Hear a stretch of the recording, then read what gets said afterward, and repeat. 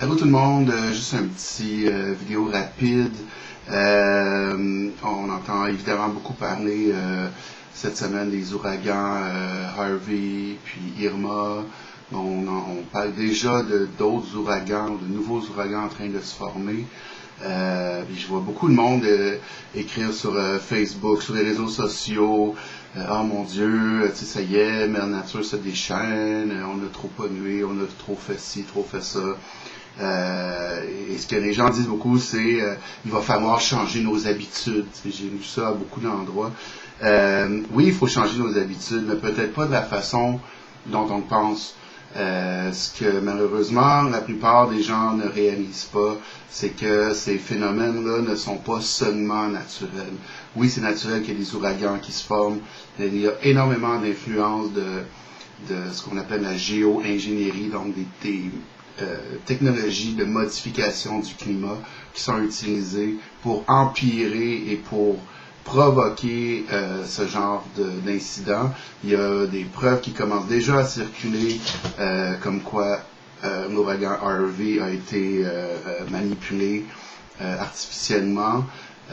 Et il faut savoir que si les technologies existent pour créer ou empirer des phénomènes météorologiques comme ça, les mêmes technologies peuvent être utilisées pour les calmer, pour les apaiser, pour les enrayer.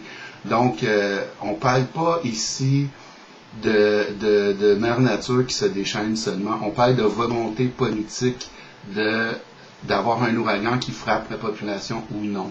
Et on voit le résultat, de toute évidence, ça a été permis et même peut-être encouragé pour toutes sortes de raisons. Donc, il ne s'agit pas de tomber dans le complot, conspiration, théorie, voilà, c'est pas des théories. Ces techniques-là de manipulation du climat existent, sont enseignées dans les universités. Il y a énormément d'informations. Il y a des compagnies qui ne font que ça dans la vie, la modification du climat. Quand vous voyez des lignes dans le ciel, des lignes blanches, c'est de l'épandage chimique. Ça a une influence sur le climat et sur d'autres aspects de notre vie. Et c'est généralement pas des conséquences positives pour nous, en tout cas pas à court terme. Donc, oui, il faut changer nos habitudes de vie.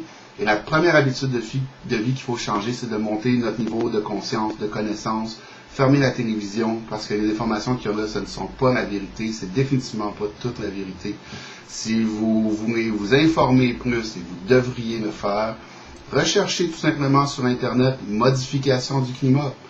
Corporations, compagnies qui font la modification du climat, géo-ingénierie, ingénierie du climat, ou épandage chimique, des choses comme ça, aérien, vous allez voir que vous allez trouver beaucoup d'informations là-dessus, et assez facilement des preuves comme quoi les choses dont nous sommes victimes au niveau du climat sont créées artificiellement et pourraient être enrayées. Donc, je m'excuse, c'est pas des bonnes nouvelles. En même temps, c'est des très bonnes nouvelles parce que ça veut dire qu'on a la technologie pour régler le problème. Il s'agit seulement à nous, les humains, pas les politiciens, mais tout, nous, la population, de monter notre niveau de conscience pour ne plus permettre que des abus soient faits avec ces armes météorologiques-là et prendre le contrôle de notre vie tout simplement, donc se responsabiliser comme société. Merci beaucoup, bonne journée.